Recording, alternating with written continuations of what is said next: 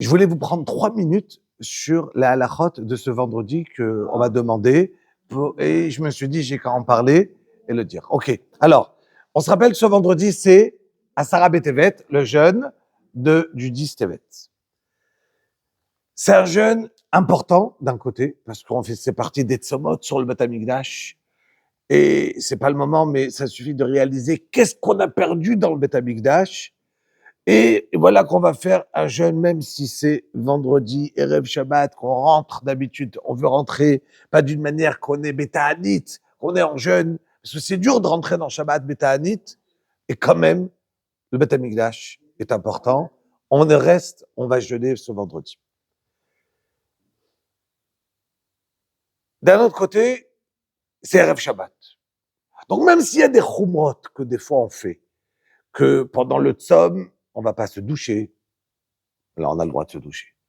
On a le droit de goûter, celui qui cuisine, qui est en cuisine et qui a besoin de savoir si c'est bon, les chumrot Shabbat, évidemment sans avaler, d'accord, pas sûr d'avaler, mais de mettre sur la langue pour goûter le plat, pour savoir est-ce que c'est bien cuisiné, oui ou non, c'est moutard, Erev Shabbat, l'Chevot Shabbat Kodesh. On a le droit, parce que d'un côté c'est le Tzom, d'un autre côté c'est Shabbat.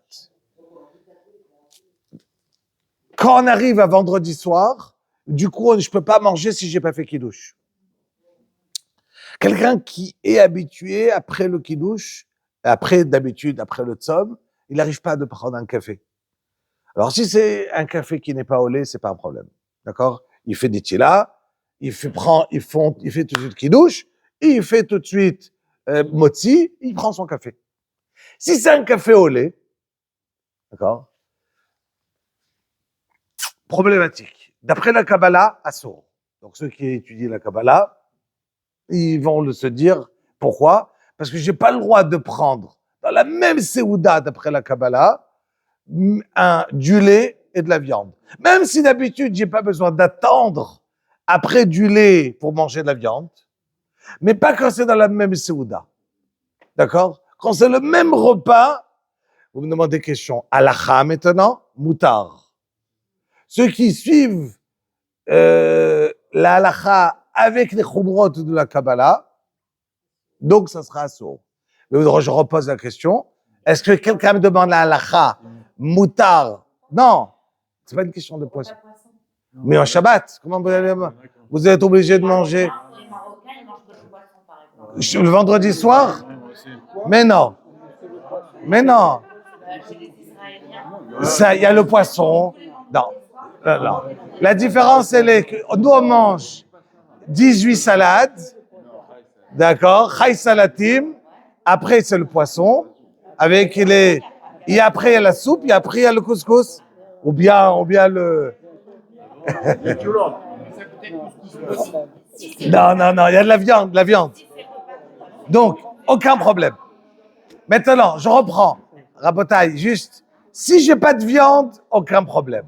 Si j'ai de la viande, maintenant, si, juste, dernière halakha importante, j'ai pas le droit, entre le kiddush et netila, de faire un F-sec. On sait que quand on fait kiddush, je dois pas m'arrêter par autre chose. Je suis obligé de partir et de faire tout de suite netila. On commence pas à s'amuser, à trader. Donc, si je commence à m'asseoir, prendre tranquillement mon café, ça saute.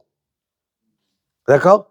Donc, si je veux prendre, donc si quelqu'un il est obligé d'avoir son café au lait, d'accord? Ou il fait pas comme la Kabbalah, il fait netila, il mange. Pardon? Parfait, aucun problème.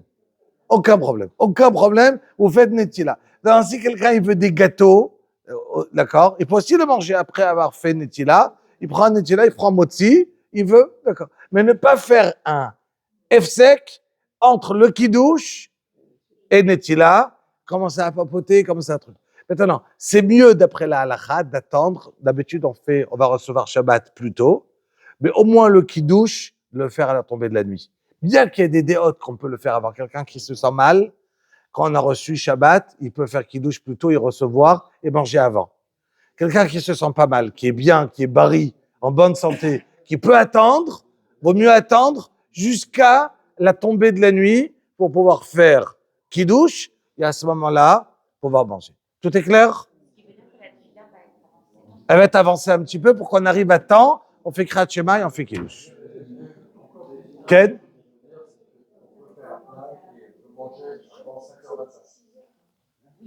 Ça veut dire que si tu parles de quoi?